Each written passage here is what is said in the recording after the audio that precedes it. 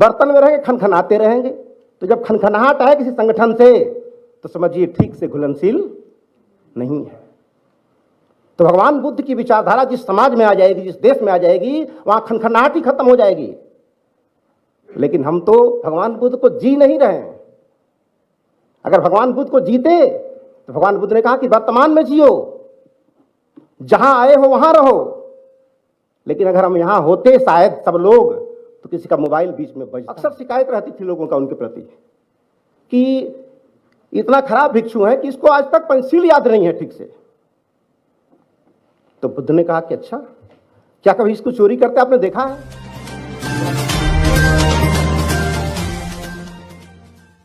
आज के मंच की अध्यक्षता कर रहे पूज्य धर्मगुरु डॉक्टर कच्चायन जी, इंटरनेशनल बुद्धिस्ट कन्फेडरेशन के सेक्रेटरी जनरल, परम पूज्य धर्मगुरु धम्मप्रिया जी, आईबीसी के डायरेक्टर जनरल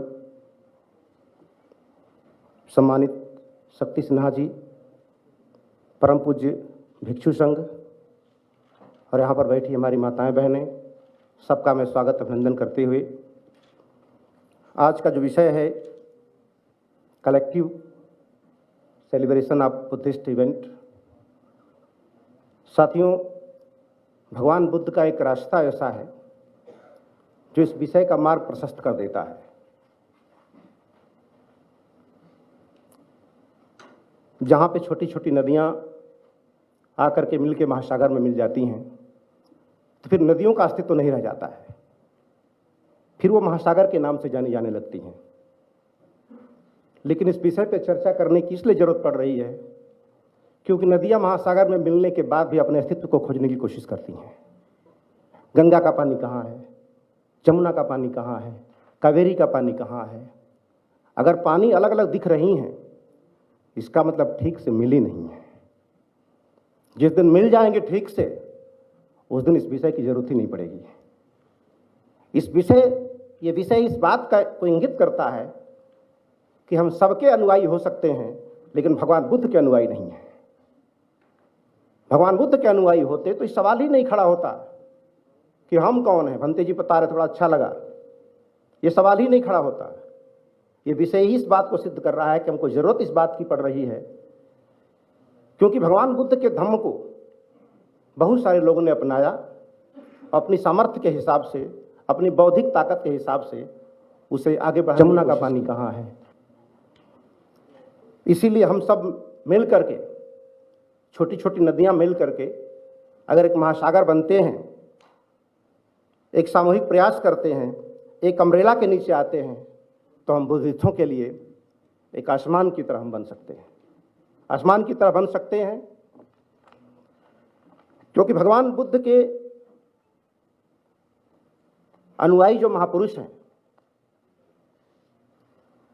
उस महापुरुषों की अस्तित्व की मांग जब करते रहेंगे, भगवान बुद्ध अपने ही दम पे भिक्षु संघ के सहारे, उस समय जब सारीपुत्र संघ नहीं बना, आनंद संघ नहीं बना, सिर्फ एक ही संघ था भगवान बुद्ध का, बाकी सब अनुयायी थे। सबने अपनी अपनी कार्य क्षमता के हिसाब से काम किया और भगवान बुद्ध का धम्म पूरी दुनिया में छाया। तो वहां भगवान बुद्ध से प्रशिक्षित होके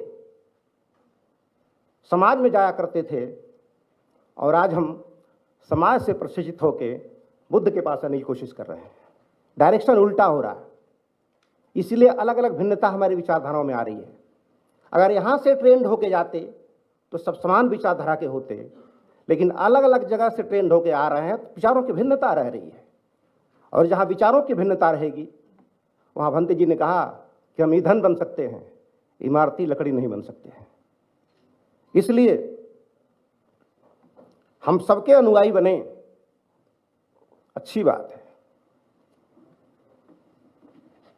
अलग अलग महापुरुषों के विचारों का सम्मान करें, क्योंकि इस धम्म को बढ़ाने में, हमारे जीवन को एक अच्छा खुशहाल बनाने में अकेले किसी व्यक्ति की भूमिका नहीं होती है। हमको लगता है ऐसा, लेकिन लाखों लोग अपनी कुर्बानियां देते हैं, तब एक व्यक्ति का जीवन खुशहाल होता है।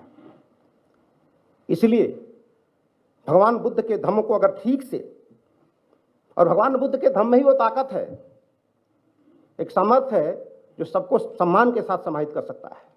इसलिए पूरी दुनिया ने अपनाया इसे। एक राजा को भी लगता है कि मैं यहाँ के सम्मानित हूँ, और एक सुनीत को भी लगता है कि मैं यहाँ के सम्मानित हूँ, उपाली को भी लगता है मैं आके यहाँ सम्मानित हूँ, आम्रपाली को भी लगता है कि मैं आके यहाँ सम्मानित हूँ। हर व्यक्ति यहाँ आके सम्मानित और गौरवशाली महसूस करता है। अगर ऐसा हम महसूस करते तो शायद इस विषय की जरूरत ही नहीं पड़ती। इसलिए सबका सामूहिक प्रयास हो, और हम किसी संगठन में एक सामूहिक एक अम्ब्रेला में आना चाहते हैं तो हमें मिलनशील और घुलनशील होना पड़ेगा। चीनी की तरह घुलनशील होना पड़ेगा। शरबत बन गया तो चीनी बाहर नहीं आ सकती, लेकिन हम कंकड़ की तरह घुलनशील होना चाहते हैं। बर्तन में रहेंगे, खनखनाते रहेंगे, बर्तन में रहेंगे, खनखनाते रहेंगे। तो जब खनखनाहट आए किसी संगठन से तो समझिए ठीक से घुलनशील नहीं है। तो भगवान बुद्ध की विचारधारा जिस समाज में आ जाएगी, जिस देश में आ जाएगी, वहां खनखनाहट ही खत्म हो जाएगी। लेकिन हम तो भगवान बुद्ध को जी नहीं रहे हैं। अगर भगवान बुद्ध को जीते तो भगवान बुद्ध ने कहा कि वर्तमान में जियो, जहां आए हो वहां रहो। लेकिन अगर हम यहां होते शायद सब लोग, तो किसी का मोबाइल बीच में बजता नहीं। अगर मोबाइल बीच में बज रहा है इसका मतलब हम यहां नहीं हैं, जहां से मैसेज आने वाला है वहां हैं। हमको नहीं लगता कि इससे महत्वपूर्ण कुछ और होगा आज के डेट में, लेकिन फिर भी मोबाइल बज रहा है, इसका मतलब हम भगवान बुद्ध को ठीक से फॉलो नहीं कर रहे हैं। हमारे से पूछा जाए कि भगवान बुद्ध का उद्देश्य क्या था, तो एक लाइन में कह सकता हूं कि किसी भी व्यक्ति के जीवन की नकारात्मक ऊर्जा को सकारात्मक ऊर्जा में बदल देना ही भगवान बुद्ध के धम्म का उद्देश्य है। एक लाइन में कहा जा सकता है। फिर भी हमको भगवान बुद्ध इतना सहज हैं कि यहाँ शब्दों की कोई गुंजाइश ही नहीं है। यहाँ तो फीलिंग्स की बात है। आज हम लोग देखना शब्द कहते हैं। देखना मतलब आज के समय में आंख से देखना हो गया है, लेकिन भगवान बुद्ध के जमाने में देखने का मतलब आंख से देखना नहीं होता था। जैसे हम लोग कहते हैं कि रसगुल्ला खा के देखा, तो रसगुल्ला खा के फिर देखे क्यों? रसगुल्ला खा के फिर देखे क्यों? क्योंकि रसगुल्ला खा के देखा मतलब एहसास, फील करो। देखना मतलब फील करना, एहसास करना होता है। लेकिन आज हम आंख से देखने को देखना समझ लिए हैं। खा के देखो, फील करके देखो। और जब फील करके देखोगे तो आपका आचरण बोलेगा, आपको शब्द की जरूरत ही नहीं पड़ेगी। आचरण बोलेगा, चेहरा मुस्कुराएगा। मिर्चा खाओगे तो बताना नहीं पड़ेगा मिर्चा खाए हो। आपके पास शब्द भी नहीं होगा, तभी लोग जान जाएंगे कि मिर्चा खाया है। शब्द तो एक तरीका है। जैसे भगवान बुद्ध का एक शिष्य थे, तो उस संघ में एक व्यक्ति थे जो पढ़े लिखे नहीं थे, तो अक्सर शिकायत रहती थी लोगों का उनके प्रति कि इतना खराब भिक्षु है कि इसको आज तक पंचशील याद नहीं है ठीक से। तो बुद्ध ने कहा कि अच्छा, क्या कभी इसको चोरी करते आपने देखा है? बोला नहीं। क्या सुना है? बोला नहीं। फिर भी इसको पंचशील याद नहीं है। बोला शराब पीते कभी सुना है इसको? बोला नहीं। किसी से शिकायत मिली है? बोला नहीं। फिर भी इसको पंचशील याद नहीं है। तो बोला कि कभी हत्या करते देखा ना किसी का, इसको किसी की हत्या किया हो? बोला नहीं। कभी झूठ बोलते सुना है? बोला नहीं। ये सब नहीं करता है, लेकिन पंचशील याद नहीं है इसको। तो हम लोग भी ऐसे ही शब्दों के पीछे पड़ते हैं। जब आपका एहसास हो जाएगा, फील हो जाएगा, तो पंचशील याद है कि नहीं कोई फर्क नहीं पड़ता। आपके आचरण में जिस दिन पंचशील आ जाएगा उस दिन इस इवेंट की जरूरत नहीं पड़ेगी। इसलिए भगवान बुद्ध को समझने की जरूरत है। ये प्रवचन की सामग्री नहीं है, ये भाषण का विषय नहीं है। फील जब तक नहीं हो जाएगा, एहसास नहीं हो जाएगा, तब तक भगवान बुद्ध कोई भाषण की सामग्री नहीं है, कोई पॉलिटिकल चीज नहीं है ये। और जिसके जीवन में एक बार भगवान बुद्ध उतर गए, फिर खाक में मिल जाएगी सारी दुनिया की दौलत, दुनिया का सब कुछ। लेकिन कहीं ना कहीं ठीक से उतरे नहीं हैं, इसका मतलब हम ही अभी ठीक से महासागर में उतरे नहीं हैं। उतरिए, डूब जाएंगे, सराबोर हो जाएंगे। इसलिए आज कई बहुत अच्छा विषय लगा। बहुत सारे लोग कल से आईबीसी से बहुत सारी मांग कर रहे थे कि ये चाहिए, ये हो चाहिए। ऐसा लगता था जैसे आईबीसी एक पावरफुल संगठन है, जो चाहेगा वो कर सकता है। कोई संगठन बड़ा छोटा नहीं होता है। उसका दृष्टिकोण अगर बड़ा है तो आज वो छोटा है, कल बड़ा हो जाएगा। अगर दृष्टिकोण उसका छोटा है तो आज वो बड़ा है, कल छोटा हो जाएगा। तो दृष्टिकोण बड़ा होना चाहिए। तो जो आईबीसी है, जहां तक मैंने समझा है, हम लोग बहुत दिनों से जुड़े हुए हैं, पूज्य भंते लामा जी के समय से काम कर रहे हैं बहुत दिल से। जहां तक मैंने समझा, ये सारे संगठनों को मिलाकर एक सेंट्रलाइज करना चाहता है, सेंट्रलाइज ताकत बनाना चाहता है, सेंट्रलाइज वॉइस बनना चाहता है। इसके पास कोई ताकत नहीं है। आपकी ताकत को लेकर के एक सामूहिक ताकत बनना चाहता है।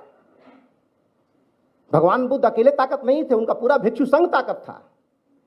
अब भिक्षु संघ के हट जाने से भगवान बुद्ध अकेले व्यक्ति थे, और आज पूरी दुनिया में भगवान बुद्ध का धर्म फैला, इसमें बहुत सारे लोगों का योगदान था। भगवान बुद्ध के धर्म को तो अशोक ने भी अपनाया, भगवान बुद्ध को धर्म को परम पूज्य बाबा साहब ने भी अपनाया, भगवान बुद्ध के धर्म को हर्षवर्धन ने भी अपनाया, कनिष्ठ ने भी अपनाया, अम्रपाली ने भी अपनाया, सुनीत ने भी अपनाया, सारे लोगों ने अपनाया।